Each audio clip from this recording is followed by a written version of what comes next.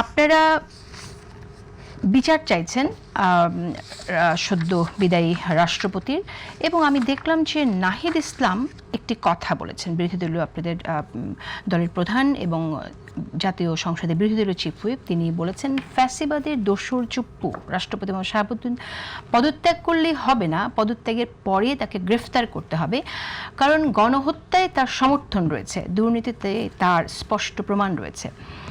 আমার প্রশ্ন হচ্ছে যে গণহত্যায় তার সমর্থন রয়েছে, এটা যখন আপনারা জানেন, তখন আপনারা আপনার দলের প্রধান যারা আসলে অন্তর্বর্তী সরকারের উপদেষ্টা হিসেবে শপথ নিয়েছিলেন, তারা তার কাছ থেকে শপথটা কেন নিলেন? কেন নিলেন সেটা পরের বিষয়, এটাই প্রথমে আলাপ করতে চাইছি আমি। কেন নিলেন সেটা বলবো আসিফ নজরুল এবং যারা সোকল কনস্টিটিউশনাল কন্টিনিউশনের পক্ষে ছিল, মানে পুরো বিপ্লবটাকে কনস্টিটিউশনের ভিতরে ঢোকানোর চেষ্টা করছে, দেশে আনস্টেবিলিটি হবে, অনেকগুলো স্টেক হোল্ডার ছিল যারা ইভেন অনেকে চাইছিল অন্য দিক থেকে মানে একটা পার্লামেন্ট দাঁড়াক আর কি।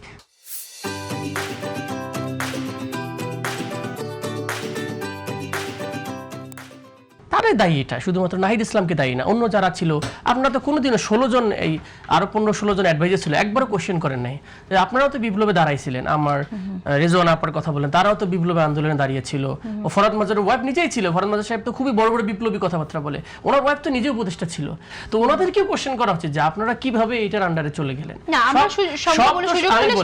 সব দোষ ছাত্রদের। কারণটা কি, 8ই আগস্ট আমি বলি 8ই আগস্টের আগেই তো তারেক রহমানের সাথে এই মন্তব্যটা যেহেতু নাহিদ ইসলাম করেছে, আপনার দলের প্রধান, সেজন্য আমরা তো বলছি নাহিদ ইসলাম তো দেখছে যে তার আকাঙ্ক্ষা বাস্তবায়ন করতে পারতেছে না বলে তো সে দলে চলে আসছে। মানুষের একটা বাংলাদেশে মন্ত্রিত্ব হওয়া তো খুবই মজার জিনিস, সেটা সেরে তো 6-7 মাসের পরেই তো সে চলে আসছে মানে পার্টি করার জন্য। সে দেখছে যে এক্সিস্টিং সিস্টেমে আমাদেরকে কনস্টিটিউশনের ভিতরে ঢুকিয়ে দেওয়া হয়েছে, চুপুর মতো লোকরা আমরা শপথে করা হয়েছে, মানে বিতর্কিত আমাকে সিস্টেম করে আমাকে ভিতরে সিস্টেমের ভিতরে ঢুকানো হয়েছে। বিপ্লব তো সিস্টেম মানে হয় না, কিন্তু পরবর্তীতে আমাকে সিস্টেমে ঢুকানো হয়েছে in the name of instability, in the name of constitution. তিনি কি সিস্টেমের মধ্যে ঢুকে গেছেন বলে পদত্যাগ করেছিলেন, নাকি নতুন একটি দল গঠন করা দরকার, সেই দলটি সরকারে থাকবে, সেই দলের দায়িত্ব নেবার জন্য পদত্যাগ করেছিলেন? বেসিক্যালি পদত্যাগ করছে নতুন দল করার জন্য, কিন্তু সে দেখেছে এখানে ফাংশন করার কোনো অপশন নাই, কারণ ওল্ড সিস্টেম এভরিথিং আওয়ামী লীগের দ্বারা পরিচালিত, উপরে চুপু, নিচে সবগুলো কর্মকর্তা, সব কাউকে সরাইতে গেলে বিএনপি ডিস্টার্ব করে না, আনস্টেবিলিটি হবে দেশে, এই করা যাবে না, সবকিছু করা যাবে না। আপনি ভেরি ইন্টারেস্টিংলি দেখেন এই যে এই চুপ্পু সাহেব যে ইন্টারভিউ দিছে, কি বলছে যে উচ্চ আসনে যারা রয়েছেন, কালের কণ্ঠে সাক্ষাৎকারে তারা আমাকে আশ্বস্ত করেছেন বিপদের সময় যে আপনার শতভাগ কি আছে রয়েছে আমাদের উচ্চ আসনে কারা, যারা টপ লিডারশিপ ছিল বিএনপি, আপনারা থাকবেন আপনি ওখানে।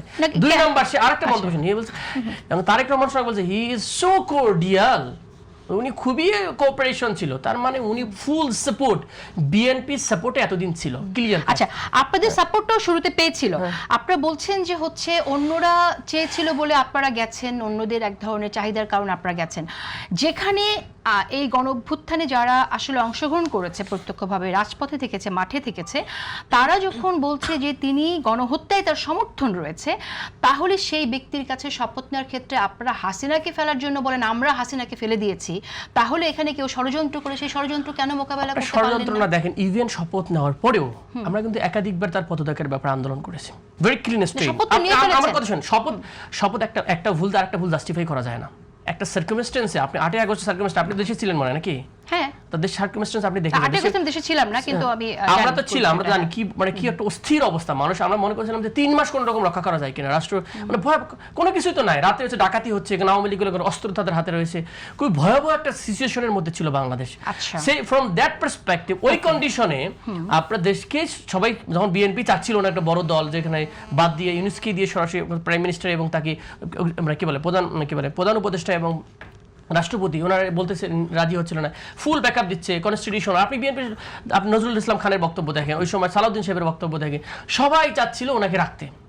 তাহলে আপনি একটা বড় দল যারা ওই সময় অর্গানাইজড বিএনপি এবং জামাত, তারা যখন বলতেছে যে এই রাখতে হবে কনস্টিটিউশনের জন্য, তখন কিন্তু আপনি আলটিমেটলি যে মোমেন্টে এখন আসেন সেকেন্ড, তারপরেও যখন যে মোমেন্টটাতে আপনারা ওথ নিলেন, সেই মোমেন্টে অন্য পক্ষ, আপনি অন্যান্য স্টেক হোল্ডার্সদের দোষ দিচ্ছেন তারা রাখতে চাইছে, তারা কেন এটা ভাববে না যে, ভাবার তো সুযোগ আছে, ভাববে না যে ছাত্ররাও রাখতে চাইছে? কোথায়? কারণ সেই দিনটা তো আপনারা প্রতিবাদ করেন নাই। ছাত্ররা আজকের প্রতিবাদটা তো 8 তারিখে আপনারা উচ্চারণ করেন। ছাত্ররা তো ইমিডিয়েটলি তারপরে সব পরে তারা তো কি করেছে, যে আমরা বলছি এই সুপুকে রাখা যাবে না, আপনারা যদি এখন স্টাফ বলেছে আপনারা আরেকজনকে দিতে পারেন, যে কোনো কাউকে দেওয়া যেত, ইউনুসকে ডাবল দায়িত্ব দেওয়া যেত। আমাদের কি বলে ওই সময় চিফ ছিল, কি বলেন, আমাদের চিফ জাস্টিস ছিল না, চিফ জাস্টিস তারপরে করা হলো ইফতেখার সাহেব নাকি রিফাত সাহেবকে, তাকেও দায়িত্ব দেওয়া যেত, অনেক অপশন ছিল, কিন্তু বিএনপির সব জায়গায় ভেটো ছিল, বিএনপির ভেটোতে হয়নি এক। সুতরাং এই জায়গাটা থেকে যদি বলি যে কমপ্লিটলি বিএনপি তাকে চুপ্পু সাহেবকে সরাতে দেয়নি।